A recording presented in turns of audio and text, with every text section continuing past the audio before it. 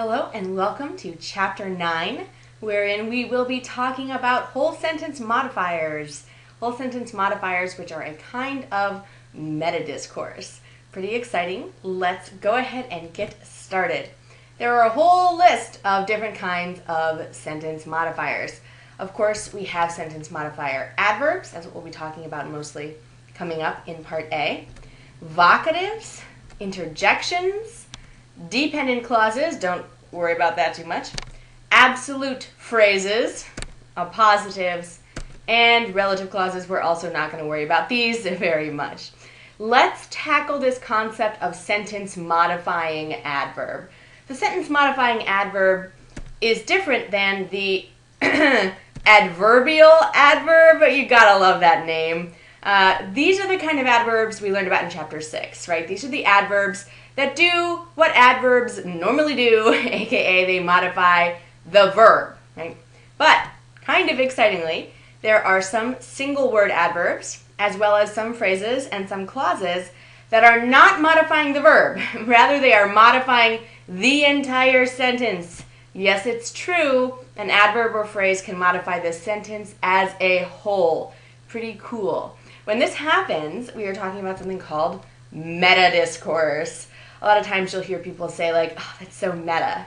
They mean it's commenting on itself. Okay. And the big indicator for us about whether something is meta-discourse or not is going to be whether or not it is expressing the author's opinion in any way.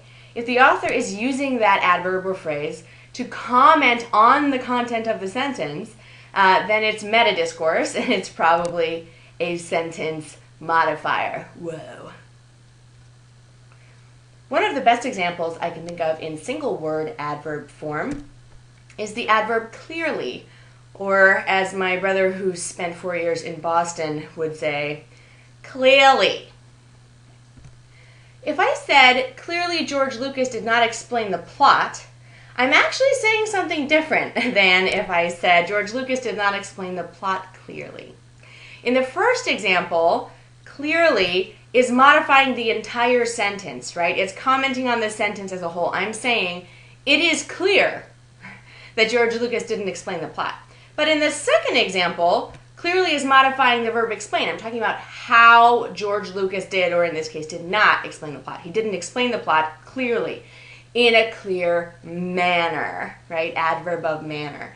So, in other words, one of them has a grammatical function within the sentence itself, and one of them really doesn't have a role to play in that sentence. So we're going to diagram them differently. You may have been asking yourself, like, okay, if it's commenting on the sentence as a whole, where am I supposed to stick it in the diagram? I'm not going to stick it under the under the verb, because it's not modifying just the verb, right? Good question. Here's our normal way of diagramming an adverbial adverb. George Lucas did not explain the plot clearly. Doesn't matter where the adverb appears in the sentence, right? Remember, adverbs are very movable. We're just going to put it under the thing it's modifying, in this case, the verb explain. Piece of cake. But if I'm saying, clearly, George Lucas did not explain the plot, and I'm commenting on the sentence as a whole, I'm not modifying the verb. It's not connected to the sentence, and so it floats in the sky. It floats in the sky over the sentence. Sort of benevolently modifying the whole from above, yeah? So this is how we're going to diagram our whole sentence modifiers. Kind of neat. So at this point, you're saying to yourself, all right, clearly we have a problem because that adverb, clearly, there's really no way to tell based on just looking at the word itself whether it's adverbial adverb or whole sentence modifier. So let's run some tests to see if we can figure out what kind of adverb we're dealing with. Adverbial adverbs can almost always be moved in front of the verb they're modifying. So the sentence I gave you was George Lucas did not explain the plot clearly. But I could say very easily George Lucas did not clearly explain the plot. In fact, that's probably how you'll say it most of the time. But if I did the same thing with a whole sentence modifier, I could still move it, but I'd need to set it off with commas. For example, George Lucas did not clearly explain the plot. You can also try substituting a synonym to make the function evident. So another synonym for clearly is obviously, okay? or evidently, right? So I could say, obviously, George Lucas did not explain the plot, but I would not say George Lucas did not explain the plot, obviously. So I can't substitute my synonym for the metadiscursive version of clearly into my adverbial version of clearly. You can also just sort of check to see if the meaning is parenthetical, like an aside or comment. I don't like how we explain the plot, obviously, right? I'm making it clear here that it's an aside, right? I'm commenting on the sentence itself. And if we are doing an adverbial adverb, our diagram, if we move the adverbial adverb around in the sentence, our diagram is going to look the same, right? George Lucas did not clearly explain the plot. This diagram is going to be identical to George Lucas did not explain the plot clearly. Okay, but if we move clearly around, George Lucas did not clearly explain the plot, we are going to have an identical, almost identical diagram to our metadiscursive version. The only thing that changes is that clearly doesn't begin the sentence anymore, so it's not capitalized when it's floating up there in the sky. Okay, just because something starts the sentence off doesn't mean it's a whole sentence modifier. This is something we're really going to have to be on the lookout for. For example, if I said, dragging his hind paw, Butch looked injured. Well, you want to say to yourself, okay, it starts the sentence, but does it mean it's modifying the sentence as a whole? What is it modifying, in fact? It's modifying Butch, right? It's adjectival. It's an adjectival participial phrase, not a whole sentence modifier. Here's another example. Every weekend, I promise myself I'll be better prepared for grammar the next week. Well, what function does every weekend have? What is it modifying? It's just modifying the verb promise, right? It's a noun phrase functioning adverbially. It's for sure answering the verby question of when. When do I promise myself this? Every weekend. This is important because we have more than just adverbs, single word adverbs, that can be whole sentence modifiers. Prepositional phrases, participial phrases, infinitive phrases, all of these things can modify the sentence as a whole, particularly when they come in the form of idioms.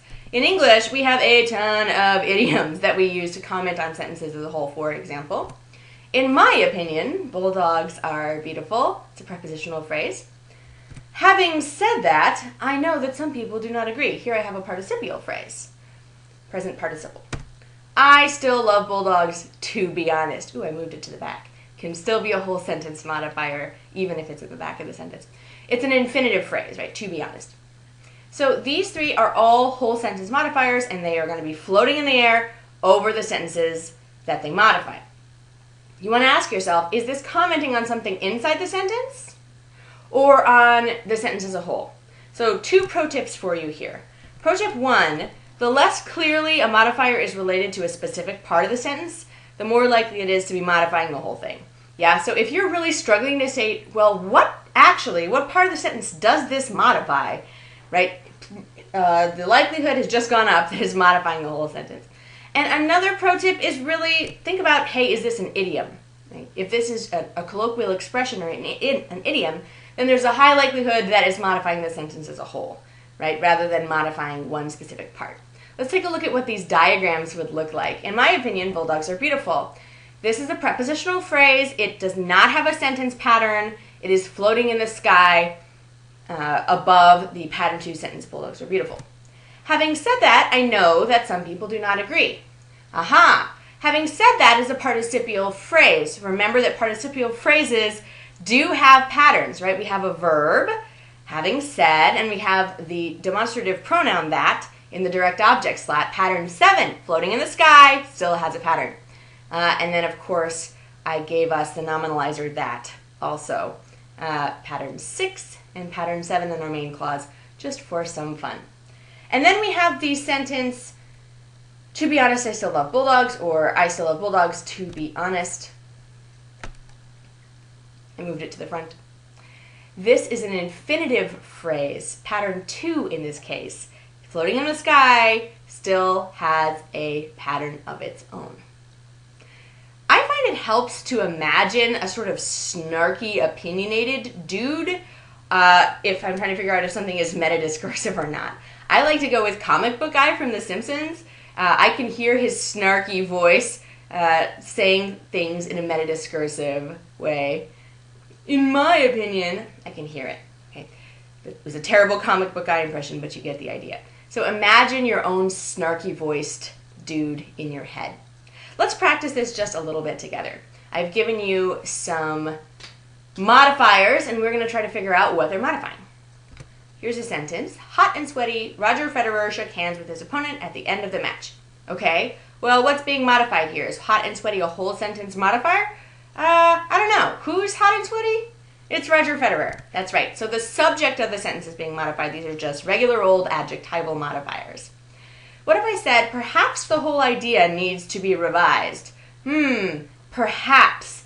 Who's the person editorializing with that perhaps? It's the writer. The writer is inserting his or her own opinion, perhaps. So the whole sentence is being modified. What if I said, dragging his foot behind him, Igor lurched into the laboratory? Or Igor lurched into the laboratory. Who's dragging his foot? It's Igor, right? So this is an adjectival participial phrase. Finally, on a sunny day like this one, I prefer to have class outside.